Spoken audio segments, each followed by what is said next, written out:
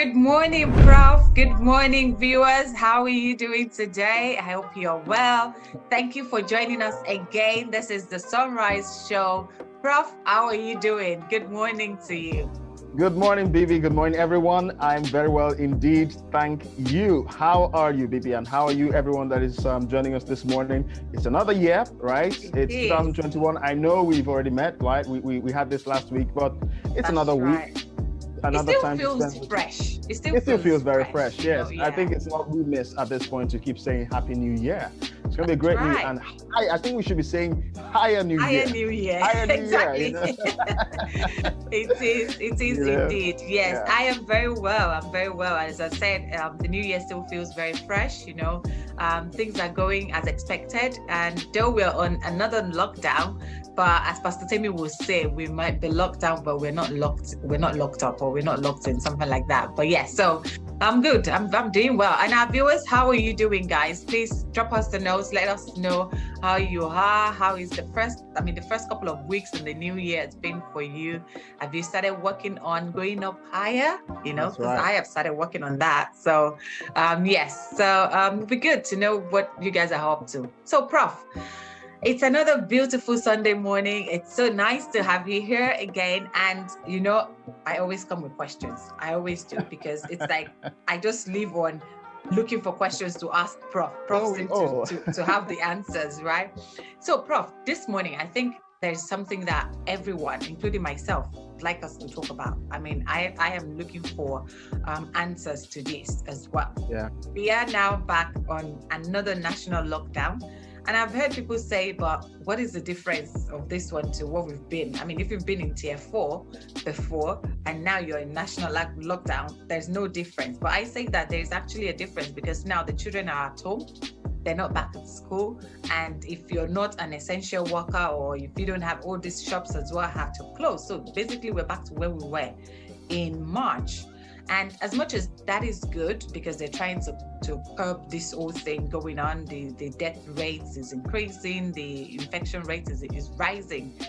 I got a bit confused during the week when the Prime Minister mentioned about, okay, I think they've been talking about it actually for a couple of days before then, about the new variant of this virus.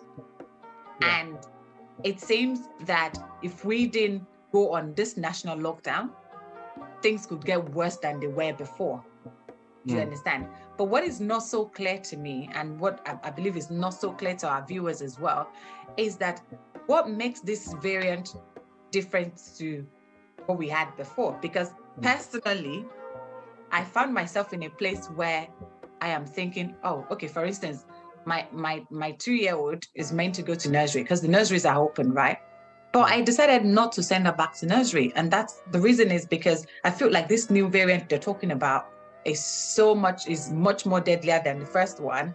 And if you're even walking on the streets, maybe you're going for a run or for a walk, and someone walks past you or runs past you, it can just fly to you if they're carrying the virus or something. You know, like, not necessarily living in fear, but there is still that element of fear in it. So please, Prof, if you can help us this morning to tell us, I mean, because I know this is your field, this is your thing, you know a lot about it, so you can share with us. What is the difference between the COVID-19 that we all knew about then to this new, to COVID-20? Exactly, you know, like, because it seems like this is a new variant they're talking about, and it seems to be more deadlier than the other one. So what is the difference? And how does this really affect us? Okay, so I think that just a couple of points. It's interesting where you said this, right? Because I think when you were setting the scene, you said that the death rate is increasing, and then you said the virus is deadlier. And I think it's interesting that you put it that way, because that's possibly a common misconception as well. The thing is, the death rate is not increasing. What you would have would be the number of deaths. Right, so there's the difference. Okay, and I'll kind of explain that. Okay, the same thing. The claim is not that the new variant is deadlier. Okay, is that it's more transmissible. It's actually not deadlier. There's no evidence at all to suggest that it is deadlier. Right, and when you say deadlier, you're saying something that it poses more of a risk in terms of severity, fatality. Yes, and so that's forth. Right. Yeah. So it's not. Okay, so I'll go back to your question, because I'll still end up where I started. So what is the difference? Yeah. You know, a fact of life is change, okay? With everything that we know, even the universe, okay? And I dabble a little bit here into cosmology, which is not my area of expertise. But I know enough about it to say that actually the most accepted theories about the universe say that it's changing, okay? It is changing at a global level. And then as you keep going down smaller levels, you come to a planet. I mean, we all know climate change might be a little bit controversial, but there is doubt that there is a change. The controversy has been around what's causing the change, okay? And then when you come at an individual level, well, we all change, right? I mean, that's right. You might call it aging, you might call it getting better, but we change, okay?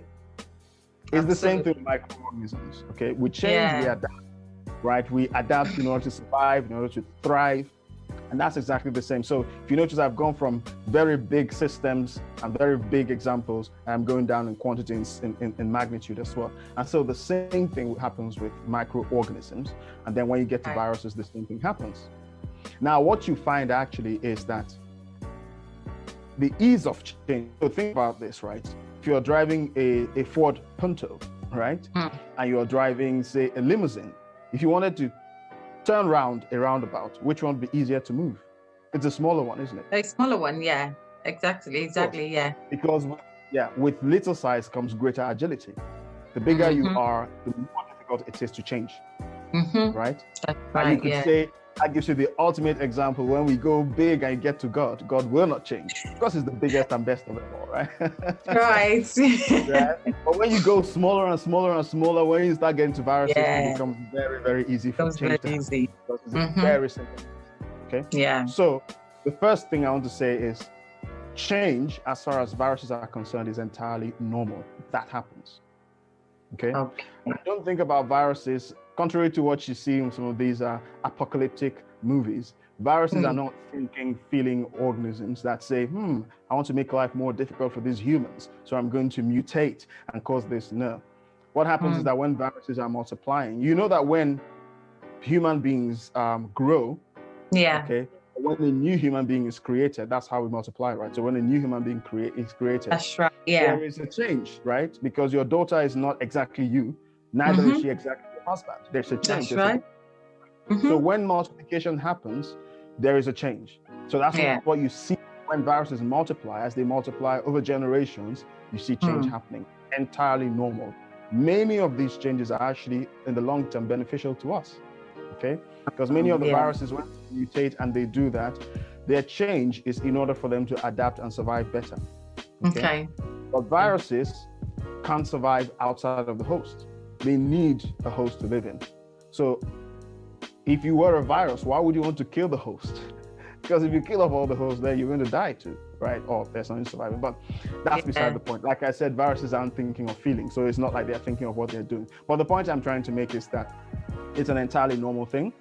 It happens in nature. Viruses will mutate. They will change over time, just out of the normal process of multiplication. Is that because there isn't anything to cure them for that time? Well, I guess in a sense, I think you're right? Because so if we don't use the word cure, if we use the word kill, because that's what we're trying to do with viruses. Kill, right? Exactly, so when you kill something, it's no longer going to multiply. But what I'm saying is, as long as the process of multiplication of viruses continues, of any living being, there will be change. That's just the normal. All right. Okay. So as viruses, the longer they remain, the more they will change. Now, sometimes these changes happen, nobody notices. Sometimes they happen and they give us a little bit of a headache because you now see a change in the behavior of the virus. And that's what you see with this one, okay? We talked about how the structure of the virus and how it's very, very simple. It's like an envelope with a message inside. Now, there are some things that hold the message together, but that's in essence what it is. And then, as you know, imagine somebody copying the message over and over. In fact, that's exactly what well, not exactly, but that's the right analogy. You get the message being copied over, and then somewhere someone makes a small mistake, then that gets copied over, and then so that's what happens over time. It keeps going. But then one time, as somebody is copying that message, the word may change from go to got, right? or think of something else. I mean, I can't think of a word, but it could actually change the meaning of that word because that's right. Yeah. Sentence rather. So that's what's happened in this case. Because as the copying over was happening, a small typo went in somewhere, and then it just changed the meaning of the sentence, changed the instruction, because the sentence is an instruction. So it changed the instruction, and then what happens in response to that instruction becomes different, because most of the changes will not change anything. You can still figure out what it means, right? So what's happening in this case is that the mechanism with which the virus attaches itself to human cells has been affected, so it becomes a little bit better at doing that, which is why I use the term transmissible. But there are two things, right? Okay. Remember last time I was talking about there's a call comes, you have to respond to the call, and then you have to act on the call, right? And then the last part of that will then be there will be a consequence of your action. That's right. Pretty much the same thing, right? So the virus there has to be a call, the virus has to get in, right? Then it has to attach, right? And then when it attaches, it has to multiply, right? And then there has to be a consequence of it. So what happens is that because it's now easier for the virus to attach, that's the transmissibility. So that means, so previously, if you imagine, again, this is just an analogy, an illustration. If you imagine that there were, 10 virus particles, that somebody inhales 10 virus particles. Of those 10, maybe only one is able to attach. The other 9 just die off because they couldn't attach, right? What happens with the new variant is that because it's become a little bit better at attaching, suddenly 2 out of those 10 are able to attach, or 3, but it's not even 3. It's a bit less than 2, right? It's not actually 2, a little bit less than 2. So let's say if you had 10 attaching, 10 out of 100 attaching before, now you have 17. So it's not quite 2. You see what I mean? So that's the transmissibility. But then what happens as a result of that? Yeah. It's not more, okay? It's not more deadly. So that brings me to the second part of your question. Why then? Why are we seeing? Why are we having a lockdown and so forth? Well, remember what I said. The consequence of the attachment, the consequence of the infection is that you now have more people getting infected because it's more. Okay. Now it's not more deadly, but think about. I think we've talked about this earlier on. What is the main impact? What is one of the main reasons why COVID has such an impact on the UK, for example? It's about its impact on the healthcare system. Okay, January, winter is usually the busiest time of the year for the NHS because it's winter, right? You have a lot of bugs. Right. So the system is already stretched. And then you have, because as they would say, the new infections of today are the hospitalizations, or at least some of them, of tomorrow. Yeah. Okay. So, and when they're hospitalized, what happens? You have an already stretched system who are already having to take care of people who are going to come in during winter. Who are going to come in anyway. Yeah. Exactly. So if you think that is a fixed percentage, if the number of infections goes up, even if it's a fixed percentage, in total numbers, the number of people that will go to hospital, you would expect that to go up as well. And then that's going to press an already stretched. So do you know what? I don't think then that. So I guess maybe the issue here is how the whole thing was announced to us. Because I don't even know why you're not an advisor to the Prime Minister, honestly. And I mean that because the way you've explained it now. Do you understand? Because it actually makes sense when you think about it logically, that yes, this is winter season. There are people who are going to come in anyway with flu, with different bugs and all of that. So we know generally that during winter, the NHS is very stretched, right? And so now with COVID being around, it's basically trying to manage the number of people that get into the hospital. If they explained it that way, then people are not going to be scared, because I know that, this is really hitting home now. We're all getting to know people very close to us who are being affected by these things and who are actually losing their lives, And so I think they haven't done a good job in terms of how they've announced the new variant to the masses. Maybe I understand what you're saying. And I think I always say this is, of course, very easy for me to sit here on my armchair. I can understand that there's a lot of things that they are juggling, and sometimes the message can get lost, and that's why you actually have people who advise. In my other life, apart from being a leader in church, I also advise organizations and things like this, because the way you communicate it makes a big difference, right? And so it is what it is, right? The fact is what you've said. Now, let's not forget, there's a real impact in terms of, you see, if we didn't have this variant, what you described would actually still happen. That was already going to be the case, and that was known. Now, the fact that there is a variant that makes the transmission higher now just complicates the issue. And that brings me to the third part of your question, or the third implication of the question, which is, well, if we're getting vaccinated, why is this still happening? Exactly, right? Yeah, and this links to what I had said earlier. The vaccination takes time. It takes time to kick in, but in the first instance, it even takes time to roll out. I mean, the first vaccination, when was it? 8th December? It was, yes. It was 8th of December. That's just over a month now. Tuesday or and something, how many people have been vaccinated, right? So out of what, if the target is 20 million, you probably haven't even done more than 1 or 2 million of that. So these things will take time. So in the meantime, what do you do, right? You have to manage the situation, and that's why. So when you look at the options, it's easy again to say, oh, they don't know what they're doing. They announced this, but things change, right? The situation is fluid. Yes, something to be managed better, but we are where we are. It's just we need to understand why we are where we are. We need to understand. The main thing I want to say is, please, we're not saying that you've got a virus that's become so deadly that it touches the infection. No, there's no evidence right now. That's what I can say. But from everything they've said, that's what it makes you feel like, oh, this is something that is going to kill faster than any other thing. So there's no evidence that it kills any faster. It's just about those numbers.